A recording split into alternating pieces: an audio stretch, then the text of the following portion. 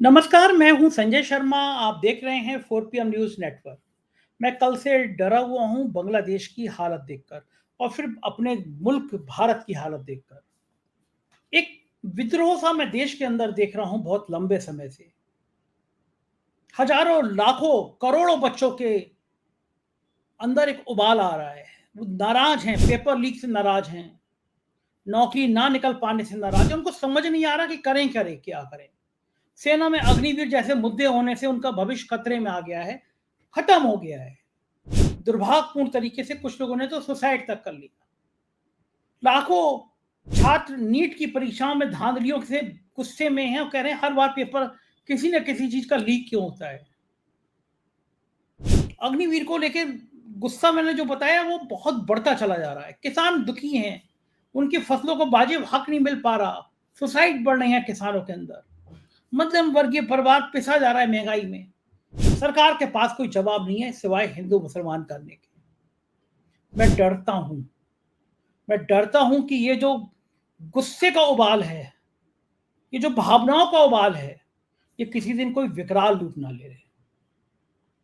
और इन बातों को जब जिक्र किया जाता है तो तब भी उनको संतुष्टि मिल जाती है इस पूरे वर्ग को कि कुछ लोग तो हैं ऐसी जो हमारी ये बातें करते हैं, एक फोरम पे करते हैं। कम से कम गोदी मीडिया के अलावा देश भर में कोई 8-10 लोग तो हैं जो उनके मुद्दे उठाते हैं, जो बेरोजगारी पे बात कर रहे हैं, जो किसानों पे बात कर रहे हैं, जो स्टूडेंट से बात कर रहे हैं। तो उनकी जबान बंद करने के लिए भी एक ब्रॉडकास्ट बिल लाने की तैयारी कर रही है सरकार। अब सोचिए आप नीट के मारे हैं, आप पेपर लीक के मारे हैं, आप अग्निवीर के मारे हैं, आप महंगाई के मारे हैं, आप किसान हैं, लेकिन आपकी बात कोई नहीं कर रहा क्योंकि ये सुधीर चौधरी, अंजना ओम कश्यप और रूप का लियाकत तो सिर्फ साहेब की चमचागिरी करेंगे, सच नहीं बोलेंगे। ऐसे में जो लोग सच बोलते हैं, 4PM जैसा आपका चैनल, इस पर भी रोक लगा दी जाए तो देश का क्या हाल होगा। बांग्लादेश इसका जीता जागता उदाहरण है। जब लोग सड़कों पर आते हैं तो प्रधानमंत्री को घर छोड़ के भागना पड़ता है। हमने पहले श्रीलंका में देखा और हम बांग्लादेश में देख रहे हैं। प्रदर्शनकारी खुद गए प्रधानमंत्री के शेख हसीना के घर में छोड़ के भागना पड़ा, भारत में शरण ली। ईश्वर से कामना करूंगा कि भारत में ये दिन कभी ना देखना पड़े, भारत में ऐसे हालात कभी ना आए। लेकिन नेतृत्वकर्ताओं को सोचना चाहिए कि भारत में ऐसे हालात ना आए, इसके लिए उनकी भी जिम्मेदारी बनती है। हिंदू मुसलमान से आगे जाके उनकी जिम्मेदारी बनती है।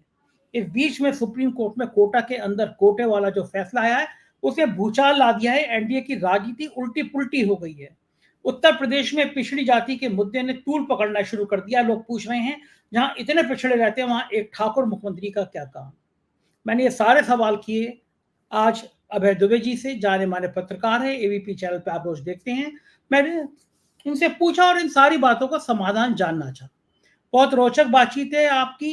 उससे पहले मैं अपने दर्शकों को एक शुभ सूचना देता हूं कि हम लोगों ने 4PM म्यूजिक, चूंकि हम दिन भर राजनीति की बातें करते हैं, दिन भर ब्यूरोक्रेट की बातें करते हैं, थोड़ा आपके दिमाग को रिलैक्स हो, 4PM म्यूजिक चैनल लॉन्च किया है। प्लानिंग ये थी कि इस चैनल पे एक अच्छे गाने हम लोग हर महीने रिलीज करें। इसके अलावा गांव देहात, आपके अड़ोस पड़ोस में कुछ गरीब लोग ऐसे होते हैं जो बहुत अच्छा गाते हैं, उनको प्लेटफॉर्म नहीं मिलता, तो हम उनको प्लेटफॉर्म भी दें। आप ये बराबर में लोगो देख रहे हैं, ये 4PM म्यूजिक का है। हमारा पहला गाना बहुत जल्दी आने वाला है, हम आपसे रिक्वेस्ट करेंगे इसको सब्सक्राइब कर लीजिए। इस बीच में मेरे बड़े प्रिय अभिनेता रहे हैं राज बब्बर जी। मैं बड़ा फैन रहा हूं उनका, उनकी पिक्चर कोई छोड़ा नहीं करता था। उन्होंने मेरे लिए बहुत प्यार भरे शब्द बोले हैं। अभय दुबे जी के पास चलने से पहले राज बब्बर जी का शुक्रिया अदा करते हुए मैं बताता हूं कि उन्होंने 4PM म्यूजिक को किस तरह शुभकामनाएं दी। संजय जी, आप उन लोगों में से एक हैं जिन्हें दिल से बधाई और शुभकामनाएं देने का जी चाहता है। आपने इतने छोटे से समय में 4PM को जो लोगों के दिलों तक पहुंचाया है कि आज सच्चाई, ईमानदारी और भावनाओं से जुड़ा हुआ ये 4PM वाकई लोगों के दिलों को छू गया है। इसलिए नहीं कि इसकी गिनती बढ़ गई है या टीआरपी बढ़ गई, इसलिए कि एक भरोसा बढ़ गया है कि जो 4PM में कहा जाएगा वो सच्ची होगा और सच साबित होगा। अभी आपने एक और शुरुआत की है, 4PM म्यूजिक। मैं जब उसके फॉर्मेट को देख रहा था तो मुझे लगा ये व्यक्ति अपने आप में कुछ अलग ही है। इसका जो भी काम है वो लोगों तक पहुंचने का है, लोगों की भावनाएं और लोगों के साथ ईमानदारी से उनकी काबिलियत को जाहिर करना है। दोस्त, बस मैं इतना ही कहूंगा, दिल से मेरी दुआएं हैं, मेरी शुभकामनाएं हैं। ये 4 PM म्यूजिक इतना चले कि ना जाने ऐसे वो लोग जो कहीं ना छुपे हुए हैं, दूर दराज कहीं छोटे छोटे शहरों में, उनको आपके प्लेटफॉर्म से जगह मिले। ईश्वर आपको शक्ति दे और अच्छा काम करने की ताकत दे। तो ये राज बब्बर जी, और इनकी शुभकामनाएं मेरे लिए बहुत मायने रखती हैं, और मैं आपसे फिर अनुरोध करूंगा कि चैनल को ज्वाइन कीजिएगा, सब्सक्राइब करिएगा। 4 PM म्यूजिक को भी आप सब्सक्राइब कर लीजिएगा। हरियाणा की आजकल बहुत अच्छी रिपोर्टिंग कर रहे हैं हम लोग, 4 PM हरियाणा, वो भी आपका चैनल है, उसे भी सब्सक्राइब करिएगा। चलते हैं अभय दुबे जी के पास। 4 PM न्यूज नेटवर्क में स्वागत है अभय दुबे जी आपका। और राजनीति फिर एक बार मंडल और कमंडल के बीच में फंसती हुई नजर आ रही है। इसमें कमंडल की भूमिका लगभग खत्म तो हो गई है, लेकिन बार बार उत्तर प्रदेश सरकार उसमें छौंका डालने की काम करती है। लेकिन सुप्रीम कोर्ट ने जिस तरह कोटा के अंदर कोटा की राजनीति को बढ़ावा दिया, कहा कि ये होना चाहिए, क्रीमी लेयर का प्राविधान लाना चाहिए, पूरा राजनीतिक भूचाल आ गया है। क्योंकि जातियां इतनी बड़ी हो गई हैं पॉलिटिकल सिस्टम में कि लगता है कि इनसे ऊपर तो जा ही नहीं सकते हम। आपको क्या लगता है कि ये जो जाति वाला जिन है, अगर एक बार फिर निकलेगा, बहुत नुकसान पहुंचाया है लोकसभा चुनाव में इसको, तो क्या लगता है ये जिन फिर निकलेगा तो क्या अभी और नुकसान पहुंचाएगा? क्या लगता है कि कौन कौन सी पार्टी इसकी चपेट में आएंगी? देखिए, मोटे तौर पे मैं कहूं कि अगर जाति वाला जिन पूरी तरीके से निकल आया, काफी कुछ निकल आया है, अगर पूरी तरीके से निकल आया तो ये भारतीय जनता पार्टी की राजनीति को ठीक उसी तरह तहस नहस कर देगा जिस तरीके से 90 के दशक से लेकर और ये 2014 तक भारतीय जनता पार्टी की राजनीति पूरी तरह तितर बितर रही। क्योंकि जब जाति का प्रश्न प्रमुखता प्राप्त करता है तो हिंदू एकता का प्रश्न हिंदू एकता की संभावनाएं कमजोर होती चली जाती। अब इसमें क्या है कि पहले से ही लोकसभा चुनाव में देखिए विपक्ष जातिगत जनगणना की मांग कर रहा था, उसने उसको मुद्दा बनाया।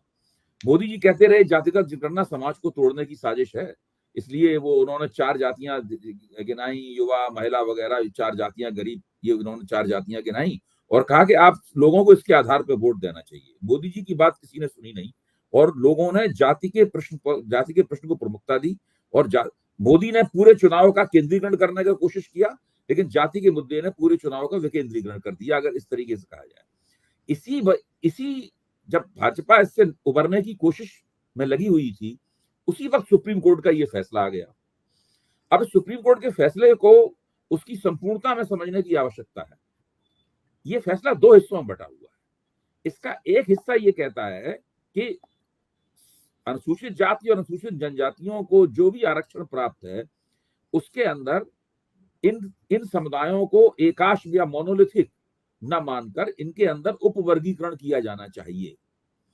और खास बात यह है कि उपवर्गीकरण करने का कोई वो आदेश नहीं देता है राज्यों को। राज्य चाहें तो इस आदेश का उल्लंघन कर सकते हैं। राज्य चाहें तो उपवर्गीकरण करने से पूरी तरह इनकार कर सकते हैं, लेकिन अगर चाहें तो कर भी सकते हैं। ठीक उसी तरह जिस तरह नीतीश कुमार ने कभी दलित समुदाय का उपवर्गीकरण किया था। उन्होंने दलित और महादलित 2 बनाए थे। बिहार में 22 जातियां थी, 22 दलित जातियां थी। नीतीश कुमार ने 4 दलित जातियों को बाहर किया और 18 दलित जातियों को महादलित घोषित किया। जो 4 जातियां थी वो कौन कौन सी थी? 4 जातियां थी पासवान, पासी, धोबी और चमार। ये 4 जातियां थी जिनको उन्होंने महादलित के दायरे से बाहर रखा। ये दलित हुई और बाकी महादलित हुई। लेकिन चूंकि ऐसा कोई कानून नहीं था, सुप्रीम कोर्ट कोई फैसला नहीं था, इसलिए पासवानों ने, धोबियों ने, चमारों ने और पासियों ने अपनी पॉलिटिक्स और दबाव जारी रखा और कुछ दिनों बाद दबाव डालकर वो भी महादलित के दायरे में आ गई। अब बिहार में सभी महादलित हैं। कोई भी दलित या महादलित की जो कैटेगरी नीतीश ने बनाई थी वो पूरी कैटेगरी समाप्त हो गई। अब इस फैसले के बाद में दोबारा दलित समुदाय के अंदर उपवर्ग बनाए जा सकते हैं, सब कैटेगरीज बनाई जा सकती हैं और उसी के मुताबिक आरक्षण ये देखा जा सकता है कि किसको आरक्षण का ज्यादा लाभ मिला, किसको बिल्कुल लाभ नहीं मिला। किसी को बिल्कुल लाभ नहीं मिला तो उसके लिए थोड़ा सा आरक्षण अलग से निर्धारित कर दिया जाए। मुख्य तौर पर इसका मकसद ये। अब इसके अंदर एक और बात है कि सुप्रीम कोर्ट ने दूसरी बात ये कही कि जिस तरह ओबीसी समुदाय के अंदर क्रीमी लेयर का फार्मूला लगता है, उसी तरीके से दलित समुदाय के अंदर भी क्रीमी लेयर का फार्मूला लगाया जा सकता है। आप देखिए, ध्यान कीजिए, इस फैसले की विशेषता क्या है। ये फैसला किसी भी राज्य सरकार को बाध्य नहीं करता कि वो इस फैसले को माने, लेकिन राज्य सरकार की मर्जी पर छोड़ दिया गया है कि अगर वो चाहे तो उपवर्ग बना सकता है और चाहे तो क्रीमी लेयर बना सकता है। ये राज्य सरकार के चाहने के ऊपर निर्भर करता है। ये अब जैसे ओबीसी समुदाय में क्रीमी लेयर का फैसला बाध्यकारी है, लेकिन उपवर्गों को बनाने का फैसला वहां पर नहीं है। वहां पर याद कीजिए, कर्पूरी ठाकुर ने एक मुंगेरी लाल कमीशन बनाया था। उस मुंगेरी लाल कमीशन ने ओबीसी वर्गों के अंदर में उपवर्ग बनाने की बात कही थी। जनसंघियों ने मिलकर और कुछ समाजवादियों ने मिलकर कर्पूरी ठाकुर सरकार गिरा दी इस सवाल के ऊपर। बाद में जब मंडल कमीशन बना तो मंडल कमीशन के एक दलित सदस्य थे आरएल नायक। उन्होंने एक उस पर अपनी असहमति जताई, अपना नोट ऑफ डिसेंट लगाया। उन्होंने कहा कि ओबीसी समाज दो बड़े हिस्सों में बटा हुआ है। एक कारीगर जातियों का हिस्सा है और एक खेतिहर जातियों का हिस्सा है। खेतिहर जातियां मजबूत हैं, खुशहाल हैं, तो और कारीगर जातियां कमजोर हैं और लगातार और कमजोर होती जा रही हैं। इसलिए उनको विशेष रूप से जितने भी आरक्षण का प्रावधान हो, उसमें कारीगर जातियों को विशेष आरक्षण दिया जाना चाहिए। बीपी मंडल ने उनकी बात नहीं मानी, और वो लेकिन बीपी सिंह ने भी जब मंडल कमीशन की रिपोर्ट लागू की तो उन्होंने भी उस असहमत पत्र की तरफ ध्यान नहीं दिया। मेरा कहना है कि ये जो असहमतियां हैं, संविधान ने हमारे समाज को दो बड़े हिस्सों में बांट दिया था, अगड़े और पिछड़े। पिछड़े हिस्से में भी उन्होंने 3 कैटेगरीज बना दी। वो एक थी ओबीसी की, एक दलित की थी और एक आदिवासी की। इसमें कुल 4 कैटेगरी में पूरा समाज बांट दिया गया था। लेकिन ये बाकी पिछड़ों में जो कैटेगरीज थी, इनमें सब कैटेगरीज बनाने के लिए संघर्ष बहुत शुरुआत से चला आ रहा है। पंजाब सरकार ने सब कैटेगरी बनाने की कोशिश की, सुप्रीम कोर्ट ने कहा नहीं, आप नहीं बना सकते। तमिलनाडु सरकार ने सब कैटेगरी बनाने की कोशिश की, सुप्रीम कोर्ट ने कहा नहीं बना सकते। और दूसरे राज्यों ने ऐसी कोशिशें की, सुप्रीम कोर्ट ने कहा नहीं बना सकते। लेकिन सब कैटेगरी, राजनाथ सिंह जब उत्तर प्रदेश के मुख्यमंत्री थे तो उन्होंने सब कैटेगरीज बनाने की कोशिश की। इसी तरीके से जो मोदी सरकार ने रोहिणी कमीशन बनाया, जस्टिस रोहिणी कमीशन बनाया, रोहिणी कमीशन की जो रिपोर्ट है वो भी सब कैटेगरी बनाने की सिफारिशों की तरफ भी इशारा करती है। इसलिए अब मुझे नहीं लगता कि इसमें कोई बहुत ज्यादा समय लगेगा आरक्षण की नीति को और ज्यादा बेहतर बनाने के लिए। उसमें ओबीसी समुदाय को पूरा एक समुदाय मानना, दलित समुदाय को पूरा एक समुदाय मानना, आदिवासी समुदाय को पूरा एक समुदाय मानना। आदिवासी समुदाय में देखिए, जो संथाल हैं, संथालों को बड़े पैमाने पर आरक्षण का लाभ मिला है, लेकिन दूसरी जो छोटी आदिवासी जातियां हैं उनको बिल्कुल कोई लाभ नहीं मिला है।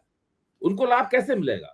वरना सारे लाभ संथालों के पास चले जा, संथालों के पास, मीणाओं के पास जाते रहेंगे। इसी तरह ओबीसी समुदाय में सारे लाभ जो मजबूत ओबीसी समुदाय हैं, जैसे यादव हैं, जैसे लोधी हैं, जैसे जहां जाटों को मिल गया है आरक्षण राजस्थान में, वहां पे सारे लाभ उनके पास चले जाएंगे और दूसरी जातियां लाभों से वंचित रहेंगी। दलितों में आंध्र प्रदेश में मालाओं के पास ज्यादा लाभ है, मारडिगाओं के पास लाभ नहीं है। इसीलिए इसी तरह उत्तर प्रदेश में ज्यादा लाभ जो है वो जाटुओं के पास हैं, बाकी समुदायों के पास ज्यादा लाभ नहीं है। तो इस तरीके से कैसे आरक्षण की नीति को ज्यादा न्यायपूर्ण बनाया जाए, ये फैसला मेरी निगाह में उस तरफ इशारा करता है। और खास बात यह है कि फैसला 100% बाध्यकारी नहीं है, लेकिन एक संभावना खोल देता है कि अगर कोई राज्य करना चाहे तो ऐसा कर सकता है। अब दिक्कत की बात क्या है, अब इसके राजनीतिक जो निहितार्थ हैं उनकी तरफ हम लोग निगाह डालें। इसके राजनीतिक निहितार्थ ये हैं कि जो इंडिया गठबंधन है, इंडिया गठबंधन में से मान लीजिए तेजस्वी यादव ने कहा है कि हम आरक्षण के अंदर आरक्षण के पक्ष में नहीं है। शायद उनको लगता होगा कि अगर ओबीसी जातियों के अंदर इस तरह SC ST में आरक्षण के अंदर आरक्षण का फैसला आया है, इस तरह अगर ओबीसी जातियों में भी आरक्षण के अंदर आरक्षण का फैसला आ गया तो फिर समस्या खड़ी हो जाएगी उनके लिए। यहां पे दिक्कत यह है कि अगर चूंकि ये फैसला मुख्य तौर पर अनुसूचित जाति और जनजातियों के बीच में है, इसलिए इसकी मुख्य समस्या उनके सामने है जो कि भारतीय जनता पार्टी में है, भारतीय जनता पार्टी के साथ हैं, और भारतीय जनता पार्टी के उन रणनीतिकारों के सामने समस्या है जो कि हिंदू एकता करना चाहते हैं। अब चिराग पासवान मांग कर रहे हैं, मायावती मांग कर रही हैं, और इंडिया गठबंधन के सभी लोग इस बात को लेकर बेचैन हैं। सबसे बड़ा प्रश्न एनडीए सरकार के सामने यह है कि क्या वो फिर सदन में अपने बहुमत का इस्तेमाल करने की कोशिश करके सुप्रीम कोर्ट के इस फैसले को पलटेंगे? क्या इस तरह का कोई कदम उठाया जाएगा? ये एक बड़ा सवाल है जिसका सामना एनडीए सरकार इस समय कर रही है। और अगर इसको पलटा नहीं गया, तब जातिगत जनगणना कराना अनिवार्य हो जाएगा। जातिगत जनगणना कराने के सवाल पर जो दुविधा दिखा रही है भारतीय जनता पार्टी, जो डिप्लोमेटिक रवैया दिखा रही है, वो डिप्लोमेटिक रवैया नहीं चलेगा, क्योंकि आप उपवर्गीकरण कर ही नहीं सकते हैं अगर आपके पास सही जातिगत जनगणना द्वारा प्राप्त आंकड़े नहीं है। और जातिगत जनगणना कराने में एक पैसे का ज्यादा खर्च नहीं होता है। जो फॉर्म है जनगणना का, जो हमारे पास से कोई व्यक्ति आएगा, हमारा दरवाजा खटखटाएगा, उस फॉर्म में जो हमें भरने के लिए दिया जाएगा, उसमें केवल जाति का एक कॉलम होगा। एक नए पैसे का ज्यादा खर्चा नहीं होगा और 1 मिनट ज्यादा नहीं खर्च होगा उसके। केवल एक टिक कर रहे हैं, हमें अपनी जाति टिक करनी होगी उसके अंदर या लिखनी होगी उसके अंदर, इसके अलावा कुछ भी नहीं होगा। और वैसे ही जो मौजूदा जनगणना है वो अपने आप ही एक जातिगत जनगणना में बदल जाएगी। और हमारे जो राहुल गांधी कहते हैं कि जातिगत जनगणना एक ऐसा एक्सरे है जिससे भारतीय समाज के भीतर क्या है ये पूरी तरह निकलकर सामने आ जाएगा, और उसके आधार पर हम नीतियां बना सकेंगे। उसके आधार पर मैं तो मानता हूं कि अगर ये बात इसी तरह चलती रही आगे और इस फैसले को नहीं पलटा गया, या इस फैसले को सुप्रीम कोर्ट की किसी दूसरी बेंच ने समीक्षा करके इसमें संशोधन नहीं किया, तो ये निकट भविष्य में भारतीय राजनीति को पूरी तरह बदल डालेगा। और जो हिंदू एकता कराने का पूरा हथकंडा जो इन्होंने लंबे अरसे से उस पर महारत हासिल कर रखी है बीजेपी ने, ये पूरी तरह गड़बड़ा जाएगा और उन्हें कोई नई युक्ति, कोई नई ट्रिक तलाशनी होगी हिंदू एकता के लिए। देखो ठीक है, लेकिन ये बताइए मुझे अभय जी, आपको क्या लगता है कि बीजेपी जाति जनगणना कराने से डर क्यों रही है? कौन सा डर है कि बार बार कांग्रेस कह रही है, इंडिया अलायंस कह रहा है जाति जनगणना करा लो, क्यों नहीं करा देती बीजेपी जाति जनगणना? देखिए, जब जाति का प्रश्न पैदा होता है तो लोग जाति के प्रश्न को केंद्र बनाकर अपने बारे में और अपने हितों के बारे में सोचने लगते हैं। फिर सवाल यह है कि मुसलमान विरोधी जो डिस्कोर्स लगातार भारतीय जनता पार्टी चलाती है उसका असर कब हो जाएगा? लोगों को उसमें दिलचस्पी नहीं रहेगी उसके अंदर बिल्कुल। जब लोग भाजपा की पूरी कोशिश होती है कि लोग भाई जैसे जातियां जब सामने आती हैं तब वो फिर विवाद सामने निकलना, जातियों के बीच का संघर्ष, जातियों के बीच की प्रतियोगिता ये निकल के आने लगती है। फिर आप तमाम जातियों का बाई प्रॉक्सी वोट नहीं ले सकते। जब जातियों का प्रश्न निकल के आया तभी तो कांग्रेस भी कमजोर हुई थी ना भाई। पहले तो जो ब्राह्मण बनिया ठाकुर थे वो कांग्रेस के नेतृत्व में हुकूमत कर रहे थे, वोट उन्हें मिलते थे, दलितों के वोट मिलते थे, गरीब मुसलमानों के। धीरे धीरे करके 80 के दशक में उन लोगों को लगा कि भाई ये कांग्रेस बाई प्रॉक्सी हमारे वोट ले लेती है, इसलिए उन्होंने अपनी पार्टियां बनानी शुरू कर दी, अलग अलग जातियों की पार्टियां।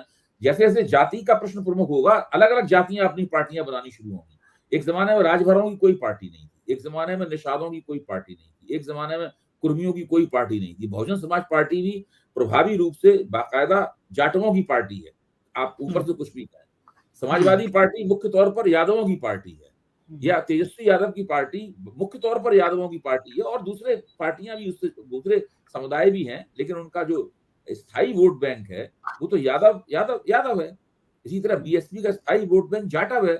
तो जब जितनी जातियों की पार्टियां निकल के आ जाएंगी, जैसे बिहार में कुशवाहों की पार्टी है, जीतन राम मांझी की पार्टी महादलितों की पार्टी है, तो उतना ही दूसरी पार्टियों के लिए नेताओं को पटाना, अपने गठजोड़ में उन्हें शामिल करना, उनकी गोलबंदी करना, उनके वोट प्राप्त करना, फिर बड़ी वोट सत्ता में हिस्सेदारी के लिए बड़ी सौदेबाजी और ज्यादा बढ़ जाएगी।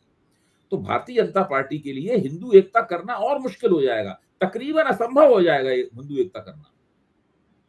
ये तो है ही, क्योंकि महाराष्ट्र में जिस तरह आरक्षण आंदोलन खड़ा हो रहा है, 3 महीने बाद चुनाव है, सारे बीजेपी नेताओं के हाथ पैर फूल गए हैं, शिंदे सरकार के हाथ पैर फूल गए हैं, क्योंकि महाराष्ट्र की चिंगारी अगर ये शांत नहीं हुई तो चुनाव में कुछ भी उल्टा पुल्टा हो सकता है। आपको लगता है? नहीं, बिल्कुल। वो महाराष्ट्र में भाजपा इस समस्या का सामना कर रही है। भाई आप एक बात सोचिए, इन्होंने उद्धव ठाकरे की सरकार को तोड़ा और उन्होंने जोड़ तोड़ करके अपनी सरकार बना ली। तब मराठा आरक्षण का जब प्रश्न सामने आया, तब उस प्रश्न का सामना इन महायुति की सरकार को करना पड़ा। अगर उद्धव ठाकरे की सरकार होती, उद्धव ठाकरे की सरकार को इस सवाल का सामना करना पड़ता। तब नुकसान फायदे की समस्या उनके साथ जुड़ती, उनको वो जवाबदेह होते इस चीज के।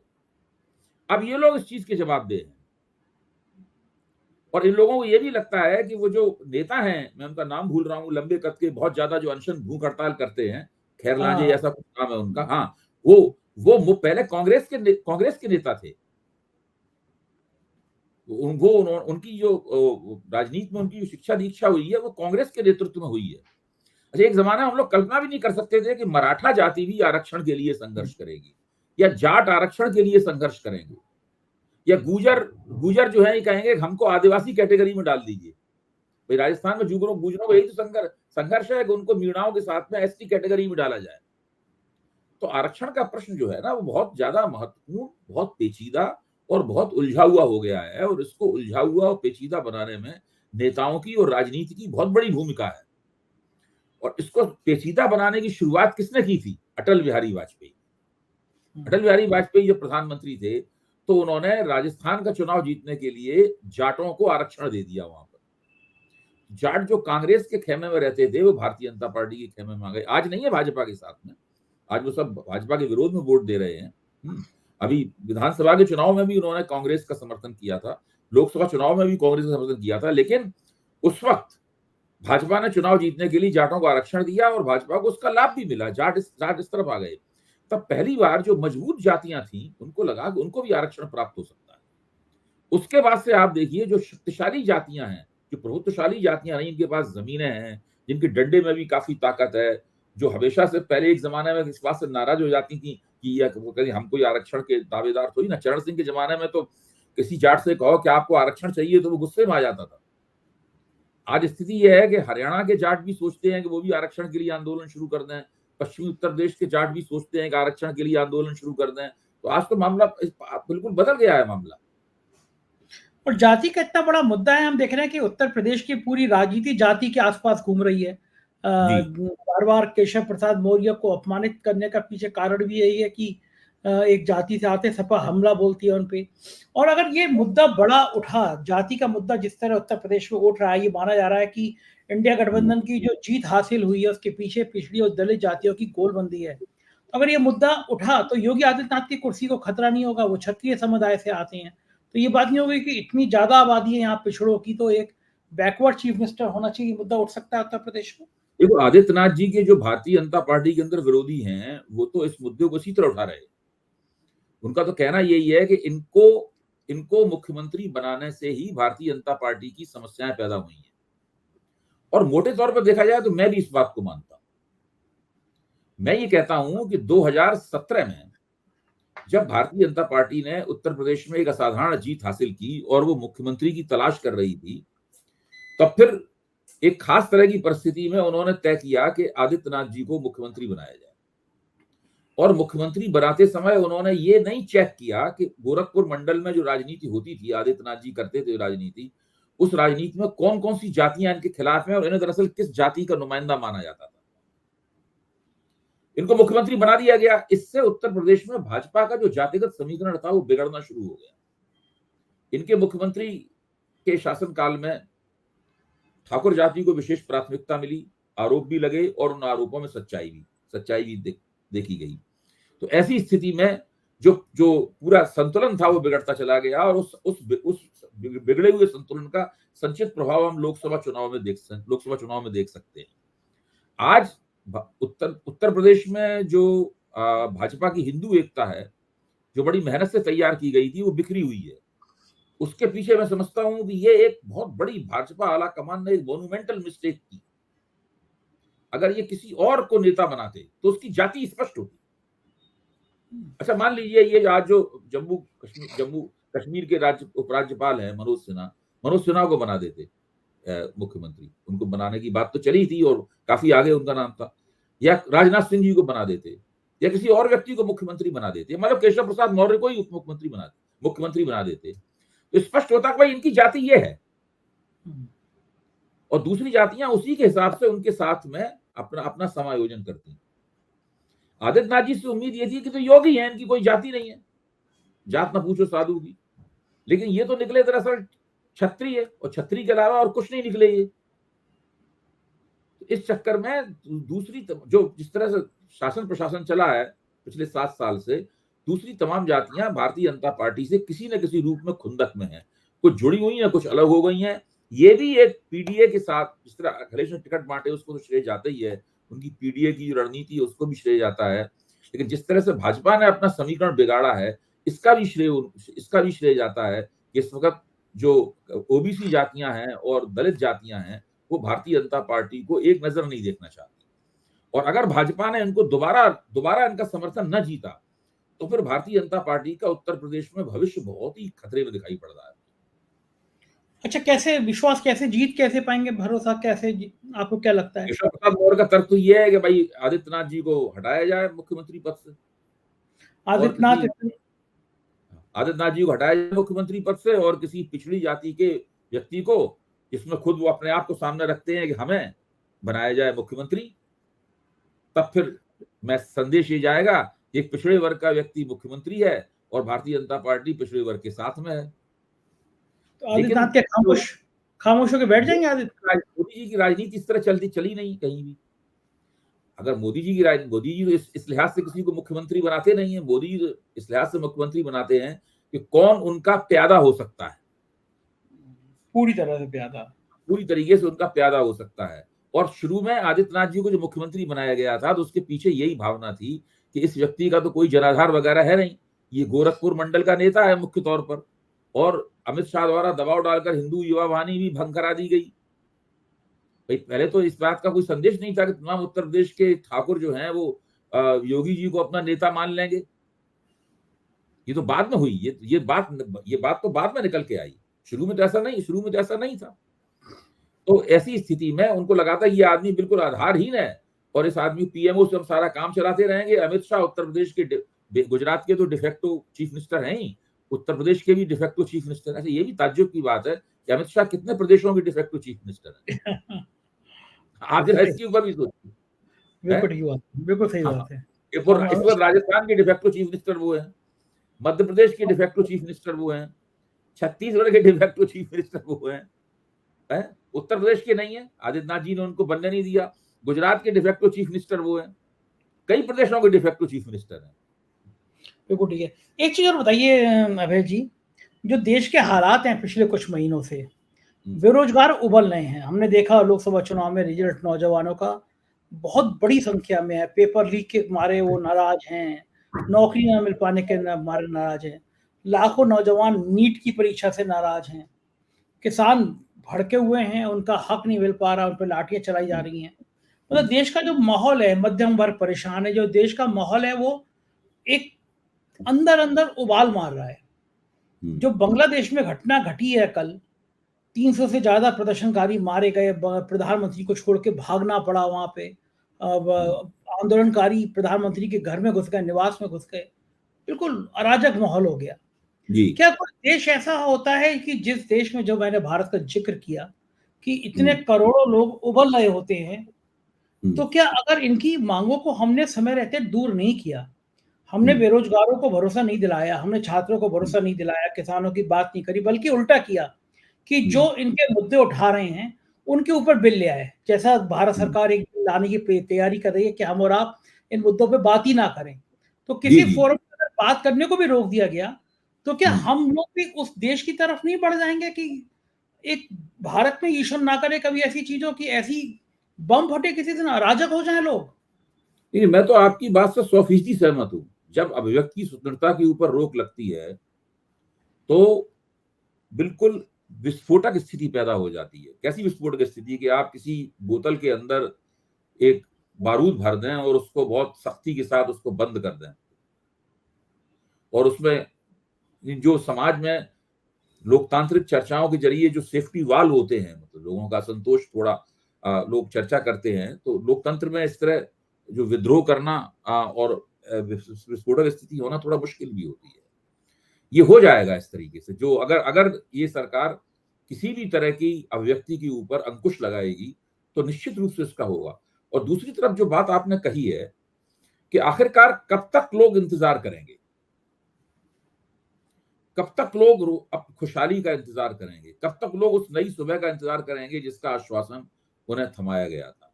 इस बजट में उनकी कोशिश यह है कि रोजगार सृजन का काम निजी क्षेत्र को सौंप दिया गया है और उसके लिए तमाम सारी तीन तरह की स्कीमें दी गई हैं, सब्सिडीज दी जाएंगी। निजी क्षेत्र ने स्पष्ट कर दिया है कि वो एक व्यक्ति को भी नौकरी पर नहीं रखेंगे। इस बात की आधिकारिक घोषणा नहीं की जाती है, लेकिन पता नहीं मैंने 4 PM के मंच पे ये बात कही है नहीं कही है। जो स्वामीनाथन अय्यर जो बहुत बड़े आर्थिक पत्रकार हैं, जब बजट आया तो बजट पे वो बंबई के अंदर कुछ उद्योगपतियों के साथ बजट पे चर्चा कर रहे थे। उन्होंने पूछा कि आपको जो सब्सिडीज दी गई हैं आप कितने लोगों को एम्प्लॉयमेंट देंगे? तो उन्होंने कहा किसी एक व्यक्ति को भी एम्प्लॉयमेंट नहीं देंगे, हमारा काम इस तरह एम्प्लॉयमेंट देना नहीं है। हाँ, अगर इनमें से कोई आर्टिफिशियल इंटेलिजेंस का एक्सपर्ट हुआ तो एक ने कहा मैं उसको रख लूंगा, मुझे ऐसे एक्सपर्ट की हमें जरूरत होगी उसके हिसाब से हम रखेंगे। तो निजी क्षेत्र से सरकार द्वारा ये उम्मीद करना कि वो रोजगार की समस्या का निदान करेगी, ये बिल्कुल मैं कहता हूं अपने आप को गलतफहमी में डालना है। एक भी रोजगार नहीं बढ़ेगा, बेरोजगारी की समस्या निरंतर और संगीन होती चली जाएगी। ये टिक टिक करता हुआ बम है, ये लगातार प्रतिदिन फटने की तरफ बढ़ रहा है और जब ये फटेगा तो सरकार को भी नुकसान होगा, लोकतंत्र को भी नुकसान होगा, हमारी राजनीतिक प्रणाली की साख पूरी तरीके से मिट्टी में मिल जाएगी और हम सभी लोग एक तरह के पूरा समाज ही एक बहुत ही भीषण जोखिम का शिकार होगा और मौजूदा सत्ताधारी उसके एकमात्र जिम्मेदार। बिल्कुल ठीक कह रहे हैं और ये हालात ईश्वर ना करे कभी ऐसे हों। बहुत बहुत शुक्रिया अभय जी, आपने हमें तक कीमती समय दिया, आभार, थैंक यू।